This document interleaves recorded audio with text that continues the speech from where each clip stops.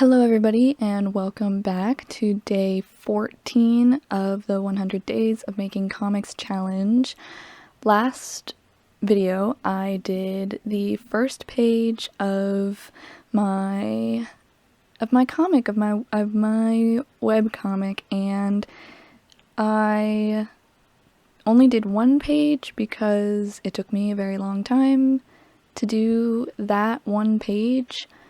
I really wanted the composition and the flow of it and everything to be as good as I can make it at this stage, because I actually wasn't focusing on how good the art is in the panels, but what the art was, what it's supposed to be like representing, and how well it conveys action and movement and progression from panel to panel and stuff like that, and where the speech bubbles are and all of that. So I did take quite a while on just that first page. Even what I showed you in the video wasn't even all of how long I worked on it, because I did often have to pause the recording just so I could sit there and think about it and all of that. So you did only get to see one page being thumbnailed, but this time you get to see me thumbnail 5 more pages. And this went significantly faster than the last video because I didn't fuss over it so much. It wasn't the first page, and so to me it didn't feel like if it wasn't the best it can be, then no one will keep reading.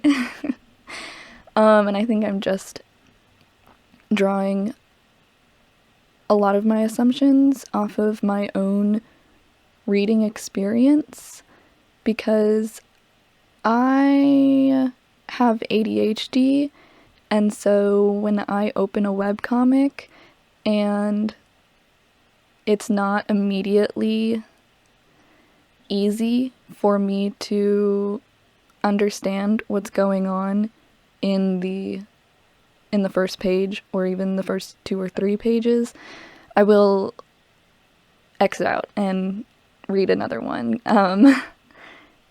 because already it's hard for me to read big blocks of text, and so if a comic starts with just 100 million word bubbles, or like a narration that is just giant blocks of text, if it's like good narration over like a prologue, and I think, okay, so here's the thing. Long prologue narration for me is not what makes me exit out of the first page.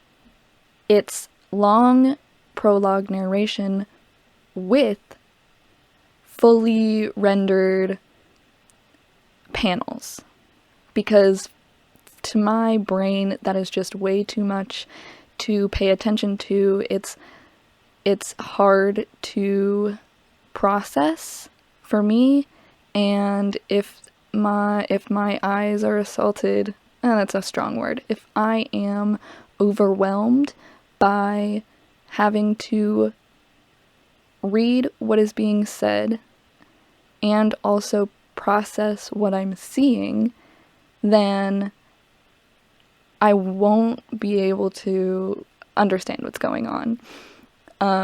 If I'm overwhelmed by just a lot of things happening in the panels, my brain just refuses to process the words I'm reading, and so I'm like, I literally don't know what they're saying. And I could just like really focus, but the thing is that I don't want to. That's way too much effort for something that I like to do for fun and to relax. I just want to read a story, and if I have to exhaust myself trying to comprehend the first couple of pages, I do not expect this problem of composition and stuff to be fixed anytime soon, and so I will move on. And so that is why I spent a long time on the first page.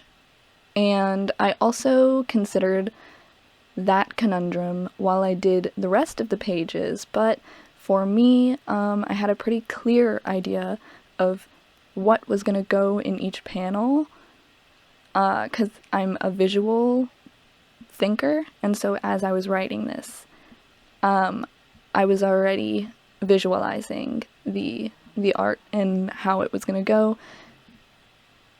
Sometimes it's not like that for every panel, obviously, but for most of them.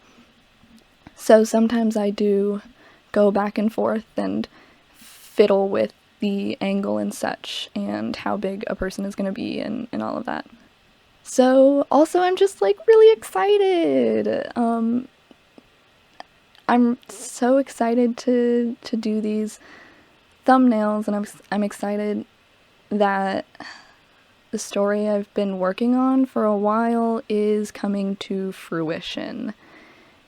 And it's hard to look at these hastily drawn thumbnails and imagine that it'll look any better when I do the real pages, but that's just my brain tricking me. I have to concentrate on how I purposefully did not make them look good, because I knew that if I tried to make these thumbnails look good instead of focusing on like if the pose is what I want, if the pose conveys their emotion, or if the angle is coherent, or if like this person should even be in this panel at all, then it won't. I'll just spend so much time working on something that I'll most likely scrap later. So I only drew as much as I needed to understand what I want to happen in the panels, and then I moved on to the next one. But that like goes along with something else that I struggled when doing this, which is just as I'm doing each panel like this, they're laid out. The entire chapter is laid out all in front of me. I just zoom out and I see everything. And that's really good.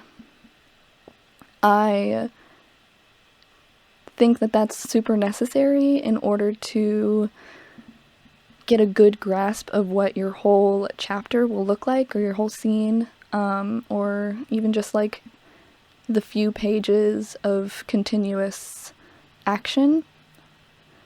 It's super necessary. But it also means that it's super easy to spot patterns, which is good, because sometimes you spot things that you do over and over and over again, or too much, or the way that you do it, when you zoom out, you're like, oh, actually, this doesn't look good, and I keep doing it. But for me, I'm just spotting the patterns of how I shape the panels, how I group them. And as I was doing this, I realized that I didn't actually know that, like, many panel variations. I mean, I do. Like, I read comics, and so going into this, I'm like, I know panels and page layouts. That's what I've been trying to say. I know a whole bunch of different page layouts. I've been reading comics for forever.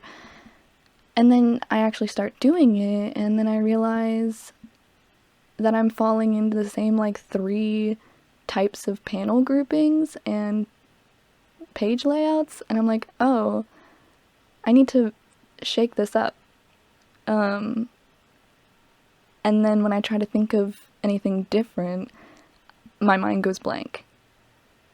And I'm sitting there thinking, why am I suddenly not capable of coming up with any more page layouts? And then I have to Google things and be like, okay. And sometimes when I do come up with other page layouts, I'm like, no, because that's like better for intense action, and there's no intense action going on right now, so that page layout isn't gonna work, and it just goes on and on. So that's just one thing that I primarily struggled in this video, was making sure that the page layout was coherent and made sense for the tone and for the flow of conversation, but also making sure that it doesn't constantly repeat itself. And maybe I'm just thinking too hard about it. Maybe because I don't think, I mean, sometimes when I read, I'm like, oh, that's a really cool panel, or oh, I like how they laid out this page, or oh, they should have laid it out this way, it would have been much more impactful. But I think that's just because I am a writer and an artist and stuff, and so I've trained my brain to think like that as I'm consuming media. But does the average reader really think about it? I don't know. I don't know if the average reader will notice that I made these 3 pages all 4 panels, 5 panels, 4 panels, or if I used the same like page layout on the first half of this page and the second half of the other page, and it's like, I don't know. I have no idea. But I don't think it really matters anyways if I know, because to me personally, I notice. And so if I notice, that means I won't be happy until I've fixed it. And so I will try my hardest to vary my page layouts and just make them the best that they can, because that's the point of this process, is not creating more problems for myself down the line. And so that's all I have for you today. I want to thank you so much for watching, and I will see you in the next video where I think I'm going to be doing the cover art for this story. I'm going to also be revealing the story name, because I realized that I didn't once say it. And so why not make it as dramatic as possible and just make the whole video about the name and the cover art and all of that. So I will let you go, and I will see you later.